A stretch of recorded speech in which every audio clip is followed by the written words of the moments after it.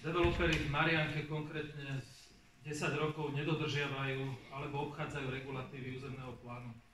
Dochádza k extrémnemu zahusťovaniu, ktorá vedie a nedostatočnej kapacite školy, škôlky, ciest, a to nie len priamo v Marianke, ale aj okolí, keďže systémové riešenia sa obchádzajú aj na štátnej úrovni.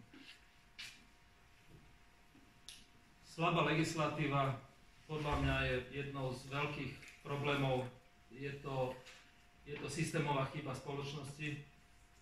Stavebné úrady, ako ste si mohli všimnúť, môžu po voľbách vydávať rozhodnutia až do ustanovujúceho obecného zastupiteľstva. Konkrétne v Marianke bolo vydaných po voľbách do obecného zastupiteľstva 109 rozhodnutí za 3 týždne. Medzi nimi sú kolaudačné rozhodnutia na nedokončené stavby v lokalite Luky 2, stavebné povolenia na lokality Kraciny, lokalitu pod Ihriskom a pod Gaštanom. Sám sa pýtam, prečo toto vôbec zákon povoluje, že je možné konať a zaťažovať budúce vedenie závažnými rozhodnutiami po voľbách a po jasnej strate mandátu. Nepochopil som to dodnes. Veľmi rád by som sa od zákonodarcov dopočul vysvetlenia. Rovnakú vec majú, s rovnakým problémom sa trápia aj iní starostovia, napríklad starostka Starého Mesta, ktorá narazila na povolenie na Eurovea 3, ktoré je úplne v inej mestskej časti. Súvisí to takisto s tým obdobím, kedy vlastne sa vydávajú v podstate morálne neodôvodnené povolenia. Máme tam lokality v Marianke, ktoré som spomínal. Jedna je na Podihriskom, ďalšie sú Kraciny, ďalšie sú Luky 2. To sú lokality, kde sa vydali po voľbách stavebné povolenia alebo kolaudačné rozhodnutia alebo iné.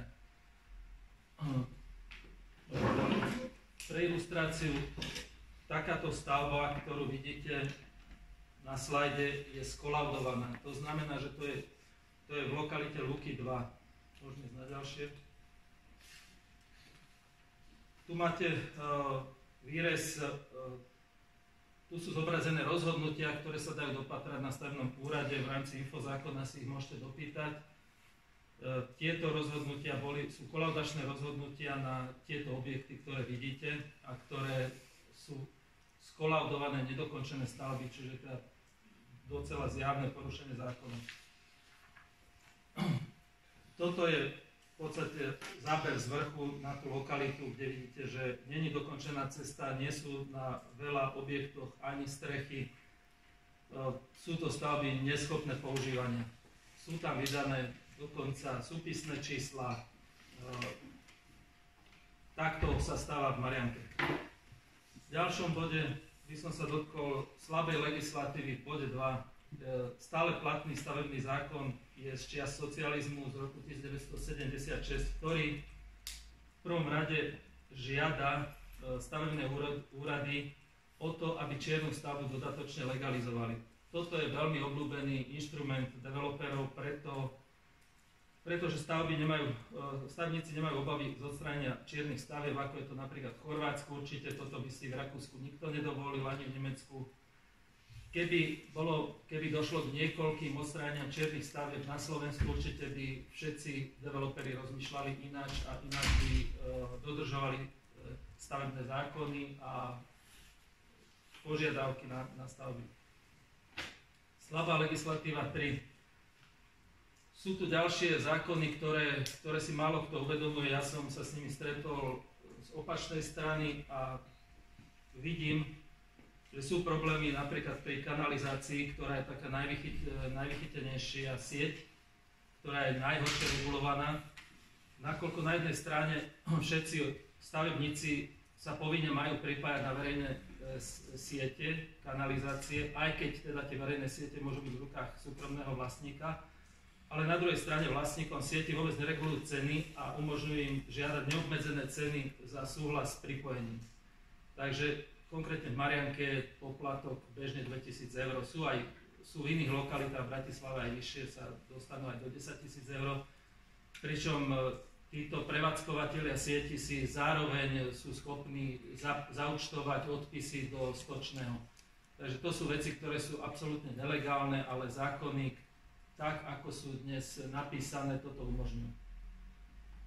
Legislatíva 4. Odmena starostu v takejto obci, ako je Marianka alebo Čuňovo, proste satelitných obciach, je taká istá ako na strednom Slovensku, závisí od počtu obyvateľov. Čiže pri tomto počte obyvateľov je moja odmena plat 2000 eur zhruba mesačne. A myslím si, že to vedie pomerne systémové k tomu, že starostovia postupne dospejú vždy k porušovaniu zákonom o konflikte záujmov. V našom prípade bol starostom developer, alebo bol starostom právnik, ktorý poskytoval cez svoju právnu kanceláriu v službe obce, doteraz sa to neriešilo. Považuje sa to dokonca medzi občanmi za nejak morálne opodstatnené. Potom v dôsledku stoja voči preťaženému slabo platenému starostovi záujmy multimilionárov, ktorí na základe porušovania všetkých týchto zákonov, ktoré som spomenul, sa nakumulovali a ich moc v podstate neustále rastie. V Marianke sme, ako som uviedol, doplatili na konflikty záujmov starosta developer, starosta právnická kancelária. Sú to problémy, ktoré sú dlhodobo bez riešenia. Aká je situácia po voľbách? Po voľbách stavebný úrad vydal 109 rozhodnutí. Dvaja pracovníci, pán Pavlík a pán Blažek, ukončili svoj pomer dohodou so starostom, potom ako vydali rad protizákonných rozhodnutí, pričom je veľa spisov stratených a nedošlo zatiaľ k riadnemu odovzdaniu dokumentácie. Sú zjavné k časti dokumentácie, prevzatiu časti dokumentácie došlo, sú označené chýbajúce spisy, u časti dokumentácie ako stavebné povolenia ešte k prevzatiu nedošlo. Ďalším krokom, ktoré sa stali v tomto období, je konateľ pán Kišoň, konateľ prvej Mariatálskej, previetol právo stavebníka na súkromnú spoločnosť na výstavbu sietí na Športovej ulici. To bolo tiež medializované, nakoľko sa obyvatelia búrili proti tejto výstavbe, ktorá bola v podstate realizovaná súkromnou spoločnosťou bývalého starostu. A na základe toho úkonu prevedenia práva stavebníka a dokumentácie na súkromnú spoločnosť začala súkromná spoločnosť SNDO stavať sieť a cestu na Športovej cez obecné pozemky ku súkromným lokalitám, ktorá je označená ako pod ihriskom. Tú spoločnosť si viete nájsť, bolo to medializované. Ide o spoločnosť pána Olega Šajketa a pána Hasoňa. Pán Hasoň je bývalý starosta. Po zablokovaní výstavby na Športovej sa snaha vybudovať siete tejto spoločnosti presunula na Borínsku, kde sa zase obchádzaním stavebného zákona cez dve ohlášky povolovala verejná kanalizácia, čo nie je v zmysle zákona prípustné. Po dohode s bývalým starostom bola táto výstavba zastavená. Potom sa ďalšia aktivita presunula na Kraciny, kde bola vykopaná jama s cieľom zdokumentovať zahájenie stavby. Ďalší slajd. Na tomto slajde vidno lokalitu pod ihriskom a pod gaštanom. Vľavo dole vidíte cestu Športovú, teda vpravo dole, vľavo hore vidíte snahu o pripojky cez ulicu Borínsku. Obidve tieto výstavby sú zatiaľ pozastavené, ale nie je to zo zákona, je to na základe akej takej dohody s bývalým starostom. Marianka po voľbách. Čo sa udialo po voľbách a čo mohlo viesť ku včerajšiemu incidentu? Nový stavebný úrad poslal 10 oznámení o štátnom stavebnom dozore. Ako ste videli na rozostávané domy, ktoré boli skolaudované, na ďalšie, na siete, ktoré mali viesť ku súkromným pozemkom a podporiť súkromný developing. Aký bol výsledok? Po doručení oznámenia o štátnom stavebnom dozore stavebníkovi starostovi zhorelo auto, poslancovi Delobich rozbil okno a ja sa pýtam, očakávanie asi týchto našich developerov je asi, že teda chlapci, buďte ticho a budeme stavať takto ďalej, ako sme stavali.